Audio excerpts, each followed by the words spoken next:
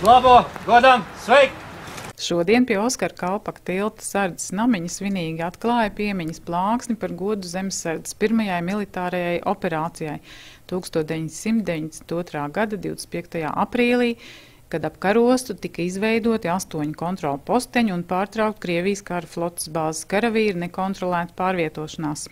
Es esmu pilnīgi pārliecināts, ka mēs esam gatavi un arī tikpat labi izpildīt tādu pašu uzdevumu. Mums ir saglabājusies tāda paša deksme. Jaunatne ir ļoti labi motivēta un principā viņiem ir reāla ticība un liels patriotisms. Tā tik dažreiz izskatās no malas, kad mēs vairāk uz ielas redzam tos, kuri nav iesaistījušies varbūt tieši zemesardzes rindā ar kaut kādiem tādiem nemotivētiem izgājieniem. Bet zemesardzē visi ir patrioti un tic un pārliecināti, ko mēs darām, uz kuriem mēs ejam. Šī iniciatīva nāca, man personīgi to izteica NBS komandieris ģenerālmajors Graube, ja, un tā radusies varbūt sadarbībā kopā ar pulkvedi Jāni Hartmani, ja, kurš zināmā mērā ir atbildīgs par Latvijas bruņoto spēku un zemesardzes pārējo spēku veidu vēsturisko informatīvo faktu apkopojumu. Ja. Tā kā es saņēmu to no ģenerālmajora Graubes kunga, tad šī iniciatīva ir no viņa. Tā armijā pieņemts, jā. Un otrkārt, šeit ir tik tiešām mūsu atbildība, jā. Un ne jau bruņotie spēki vai kādi citi šeit tam vajadzēja darīt, bet vajadzēja darīt tiem, kas ir turpinātāji to zemesargi, kas šeit piedalījās šajā operācijā. Bija citādākas operācijas, jā, un tās tiks, protams, arī nākotnē atzīmētas, jā.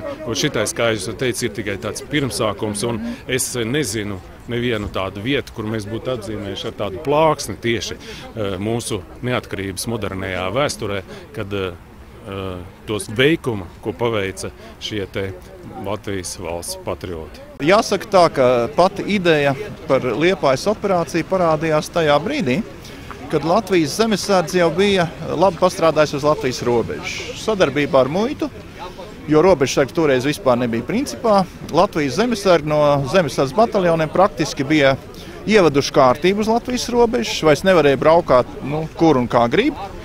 Un arī muitas apsardze normālam darbam bija nodrošināta. Un tad, kad mēs sākām skatīties, kādas vēl ir valstī lielākās problēmas, tad izrādījās, ka ļoti liels melnais caurums ir tieši Liepāja. Kāpēc? Tāpēc, ka padomju armijas flote, pārmija un flote, un tajā laikā viņi vairs it kā neskaitījās padomju armijas, bet tomēr viņi šeit bija ļoti ilgus gadus pilntiesīgi saimnieki. Viņi te regulēja visu, jo ieskaitot partijas komitejas un pārējo. Un tāpēc viņi arī, protams, pat neņēma vērā nekādas tur Latvijas muitu, robežsargs un visu citu. Protams, Latvijai nebija ne līniju kuģu, ne raķešu, nekā, un tāpēc praktiski vienīgais veids, kā piespiest pildīt viņus, Latvijas likums, bija viņus piespiest. Un kā to var izdarīt? Ņemot vērā, ka šeit kara ostā toreiz bija pēc dažādiem aprēķiniem ap 20 000 militāru personu, un mūsu pusē zemesargi arī bija apmēram mazliet mazāk, bet toties mums bija vājš bruņojums, nebija tik daudz ieroču varbūt. Mēs nolēmām pirmkārt pārspēt viņus viltībā, pārspēt viņus prasmē un, ja tā varētu teikt, arī gudrībā. Un 25. aprīlī, apmēram pēc 3 mēnešu plānošanas, tika nobloķēta kara ostas teritorija. 20 kvadrātkilometrus nobloķēja 300 vīri. To izdarīja ar 4 posteņiem, un šis Kalpaka tilts bija vissvarīgākais. Jo, ja tā varētu teikt, šī bija kara ostas atslēga. Kamēr tilts bija ciet, neviens kara kuģis nevarēja iebraukt un izbraukt no Liepājas kara ostas. Un praktiski tas nozīmē visu kara ostas paralīzi. Tāda klasiska kara ostas bloķēšana notika ar sauszemes spēkiem. 4:00 no Grobiņas šeit ieradās 240 labi apbruņoti, apmācīti karavīri. Tieši šo te Kalpaka tiltu ieņēma un noturēja zemesardzes 9. bataljons speciāla uzdevuma vienība. Varētu teikt, tā bija speciāla uzdevuma vienība ar attiecīgu bruņojumu, attiecīgi sagatavoti. Tie nebija kaut kādi tur zemesargi ar kaut kādām bisēm. Ja? Tātad bija pietiekoši moderni ieroči, bruņuvestes, prettanku ieroči. Tilts tika arī nomīnēts gadījumā, ja teiksim, būtu kaut kādas lielākas problēmas. Droši vien pašu tiltu mēs neplānojam saspridzināt, bet viņa izgriešanas mehānisms tiktu sabojāts, un līdz ar to tas būtu liels šķēslis uz pāris nedēļām vismaz.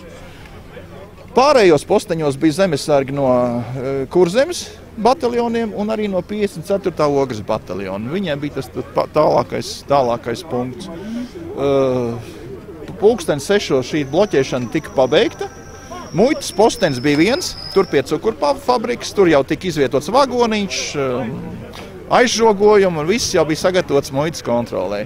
Arī pār tiltu civila personas varēja brīvi pārvietoties, tikai nedrīkstēja viņu izgriezt, un līdz ar to kuģu satiksme tika pārtraukta. Jo mūsu prasība bija viena – Krievijas armijai, Latvijas teritorijai jāievaro likumi un jāpakļauj kuģi muitas kontrolē, kas gan ir tāds diezgan dīvaina lieta, jo pasaulē it kā kara kuģus muita nekontrolē, bet šeit bija tā specifiskā situācija, ka viņi ar šiem te kuģiem, ar transporta kuģiem, veda ārā no Latvijas visu, ko varēja izvest. Un bez tam 92. gadā bija arī diezgan ievērojams noziedzības pieaugums, un tieši no šiem te jau degradētās armijas vienībām noziedznieki iepirka munīciju, ieročus un daudzas citas lietas. Arī pat vēl šobrīd to, ko konfiscē policija, sprāgstvielas un pārējais, viena liela daļa nākus no tiem laikiem un tieši nopirkt no padomju armijas. Un tad, kad mēs bijām veikuši šo te blokādi un ostas vadība, garnizona komandieris un pārējie virsnieki redzēja, ka tas ir nopietni, sākās sarunas. Sarunas, protams, pamatos veda pilsētas dome, un pateicoties arī Jaunslēņa kungam, kurš zināja lietas apstākļus, viņus labi pazina un arī parādīja diezgan labas politiķas spējas, šī te sarunas ritēja samērā veiksmīgi. Pēc pirmā saruna raunda pilsētas domē mēs izbraukacām visu maršrutu, apskatījām posteņus. Tad arī tie virsnieki savām acīm redzēja, ka joki te nebūs, jo stāvēja. Sākumā viņi mums tur mēģināja dažādi, teiksim, tur,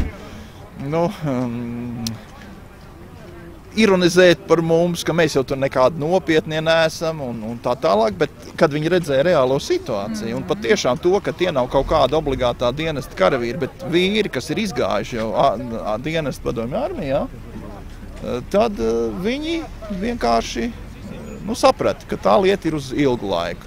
Un tad notika otrs saruna rauns, tas jau jūras flotes štābā, un 4:00 jau bija parakstīta vienošanās, kur viņi apņēmās izpildīt visas mūsu prasības.